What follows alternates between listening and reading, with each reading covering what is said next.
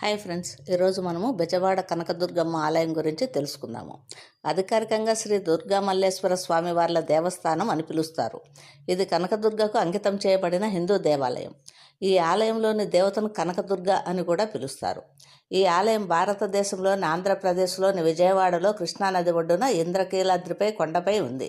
కాళికా పురాణం, దుర్గా సప్తశతి మరియు ఇతర వేద సాహిత్యాలు ఇంద్రకీలాద్రిపై కనకదుర్గ గురించి వివరించబడింది.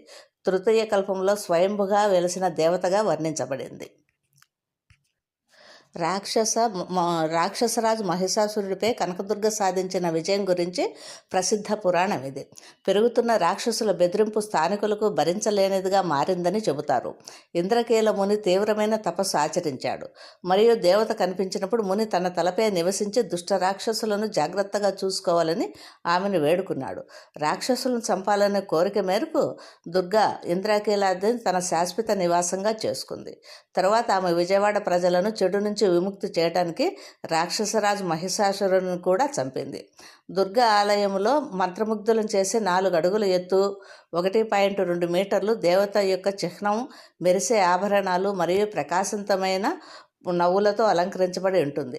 ఇక్కడ ఆమె చిహ్నము ఆమె 8 చేతులు రూపాన్ని వర్ణిస్తుంది.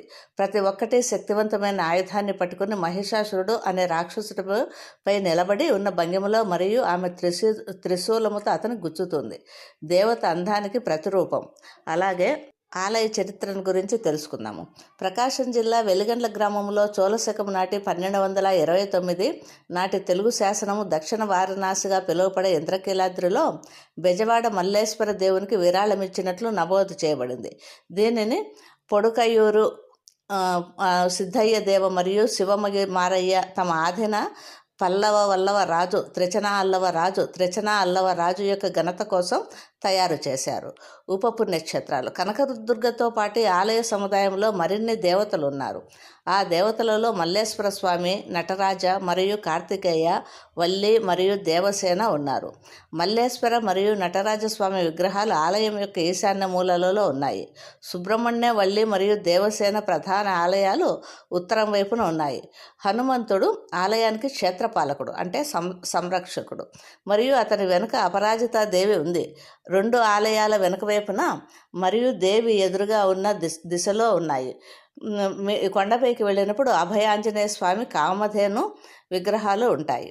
కనకదుర్గ ఆలయం విజయవాడకు పర్యాయపదం. ఇది పవిత్ర గ్రంథాలలో వివరించబడింది. కనకదుర్గమ్మ దేవస్థానంలో దేవత స్వయంభూ లేదా స్వయంభూగా భావించబడుతుందని హిందూ గ్రంథాలలో ప్రస్తావించబడింది. అందువల్ల చాలా శక్తివంతమైనదిగా పరిగణించబడతారు.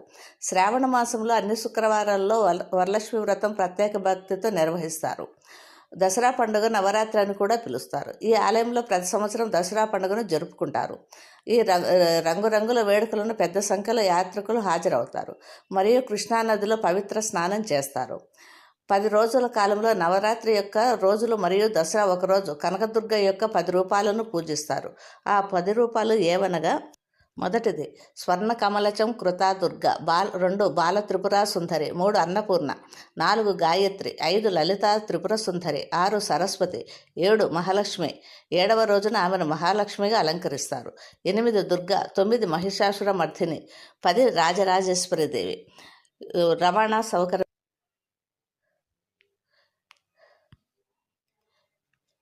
విజయవాడ నగరం నడిబొడ్డున ఉన్న ఈ ఆలయంలో రైల్వే స్టేషన్ మరియు బస్టాండ్ కేవలం 10 నిమిషాల డ్రైవ్ దూరంలో మరియు విమానాశ్రయం నుండి దాదాపు 20 కిలోమీటర్ల దూరంలో ఉంది. ప్రతి 20 నిమిషాలకు బస్టాండు మరియు రైల్వే స్టేషన్ నుండి ఆలయ బస్సులు అందుబాటులో ఉంటాయి.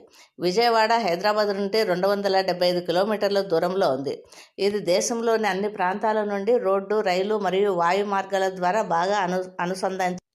ఆషాఢ మాసంలో జరిగే వార్షిక శాకంబరి పండుగను భక్తి శ్రద్ధలతో వేడుకలతో జరుపుకుంటారు. 3 రోజుల పాటే జరిగే ఈ ఉత్సవంలో కనకదుర్గ శాకంబరి అమ్మవారి ఆలయంలోని శాకంబరి లేదా బనశంకరి అమ్మ రూపాన్ని సంతరించుకుంటుంది. దీనిలో అన్ని కూరగాయలు, వ్యవసాయం మరియు ఆహారం సమృద్ధిగా ఉండేలా మరియు సమూహాన్ని పోషించగలగాలి అని దేవికి ప్రార్థనలు చేస్తారు. ప్రతి సంవత్సరం ఆషాఢ మాసంలోని శుక్లపక్ష త్రయోదశి నుండి పూర్ణిమ వరకు శాకంబరి పండుగ జరుపుకుంటారు. ఉత్తరప్రదేశ్లోని సహనాపూర్ సమీపంలోని శివాలిక్ పర్వత శ్రేణిలో శాకంబరి దేవత ఆలయం ఉంది. ఇది విజయవాడ కనకదుర్గమ్మ చరిత్ర.